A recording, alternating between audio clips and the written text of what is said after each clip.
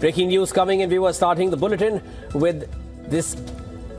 Fresh explosions and strikes are being reported across the Gulf as the region grapples with Iran's retaliatory missile and drone strikes. That's the big development we're tracking for you at this hour. In the latest, Iranian drones struck an Aramco oil refinery in Saudi Arabia. Iran has hit a range of civilian and commercial areas across Gulf cities, widening the conflict's impact on key regional aviation and trade hubs.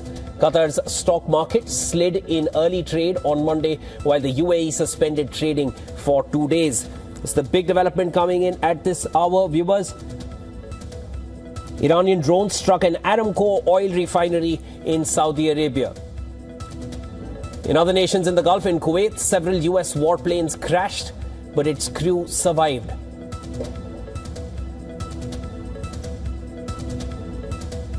Its Ministry of Defense stated that several US military aircraft crashed this morning. It claimed that the crews were evacuated and transferred to the hospital. Concerned authorities are following up on the investigations to determine the causes of the incidents. Kuwait also intercepted hostile drones on Monday, the third consecutive day of Iranian retaliatory strikes. Black smoke was seen rising from the US embassy in Kuwait City. The embassy did not announce that it had been hit, but issued a security alert urging people to stay away. Witnesses heard several loud blasts in Abu Dhabi, Dubai, Doha, and Manama, the Bahrainian capital.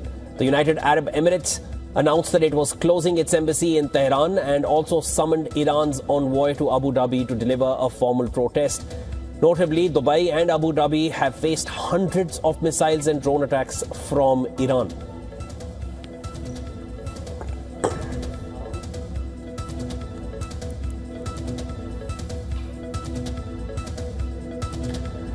All right, to discuss this further, I'm in fact joined by a former colleague of mine, a friend of mine as well, who's currently stuck in Abu Dhabi. He was on his way to Barcelona and there was a layover after which he has not gone past Abu Dhabi. This is Shivam Chaudhary joining me live from Abu Dhabi. He's a content creator, marketing manager, and it's been 48 hours. Shivam, tell me where and how it has been for you.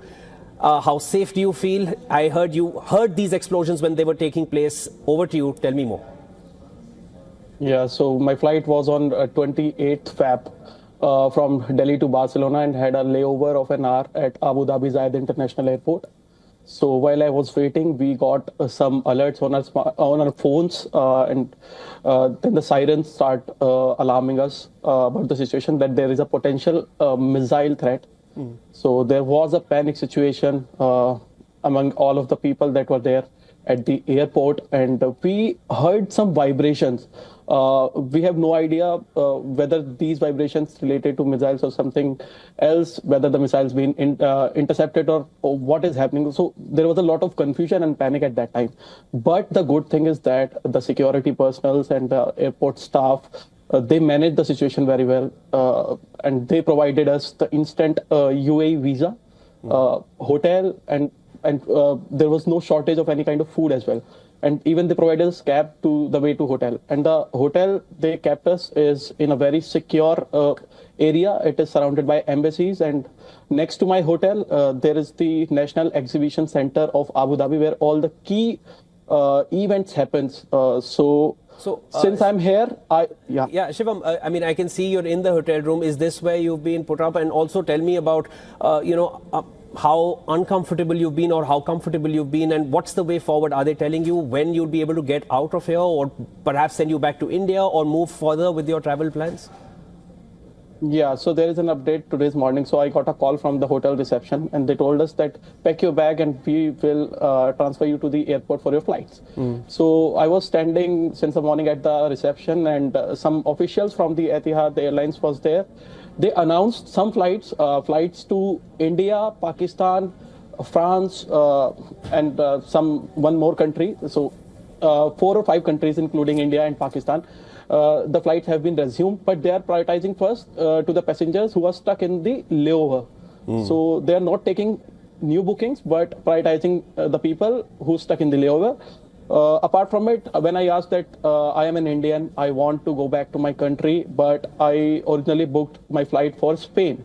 So can I go back to India? Then the officials told me that since you have the original booking to Spain, you can only go to Spain now.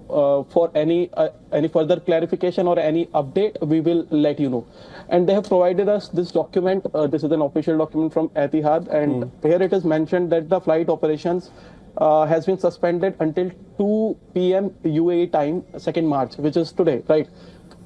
There has no official announcement whether the air traffic and air route has been resumed or not, but they have people have been moved from the hotel to the airport, which who has their original flight to India and the countries that I have mentioned earlier. Understood. Yeah. Shivam, tell me, how much of the city have you been able to see? Because the reports that we're seeing, the number of missiles, and I would have never imagined out of all the times we've interacted, we'll be interacting like this with you in Abu Dhabi in an active war zone where we're seeing missiles coming in. Abu Dhabi Defense Ministry mentioned that they've intercepted over 165 missiles and over 540 drones coming in from Iran. From whatever you've seen of the city so far, as a tourist yourself, how much of it do you feel in the regular day-to-day? If there's any part of it that you can show to us, it's totally on you, if you can show it to us.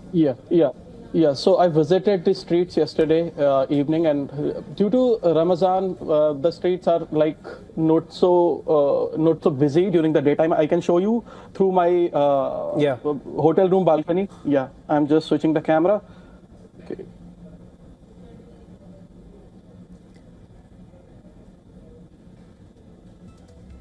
So, yeah, I mean, as Shivam is going to get us a view of, what the city is looking like, these are scenes that we're showing you from across the region. There have been major developments across the Gulf countries. These are some scenes from Kuwait that you have, where the U.S. Embassy has also reported smoke which has been seen, and there have been explosions noted across. And all right, that's the visual that Shivam is showing us. Shivam, back to you. Tell us what you're seeing right now and what we're seeing. Yeah. If you can see, there is normalcy across the city and the streets. The traffic is usual. I haven't seen anybody in panic in the city. They have full faith. Whenever I'm talking to any local here, they have full faith in the government. They're saying that UAE government is very good and they are very technologically advanced, and they will take care of the citizens and the tourists. So they have so much faith in their government, and I haven't experienced any kind of panic or even any kind of confusion among the citizens. The streets are open, the cafes are open. Also, yes, there is a less crowd. Yeah. Shivam, did you hear jets being scrambled on top the UAE Air Force, because they are very strongly armed? They have a very strong military presence in UAE. So tell us anything of that part without giving out any strategic details, if anything that you heard.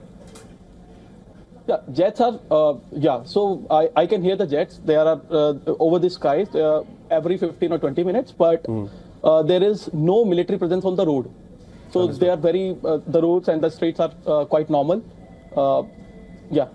So what I understand, Shivam, is that normal city life is continuing just the way it is. There are certain areas which are being targeted, but UAE, given its air defenses, they are taking down these missiles and drones before they actually result in an explosion. Shivam, I'll hope that you stay safe and you're able to continue the rest of your journey or come back to India. I hope to meet you in person and discuss this further. Thanks so much.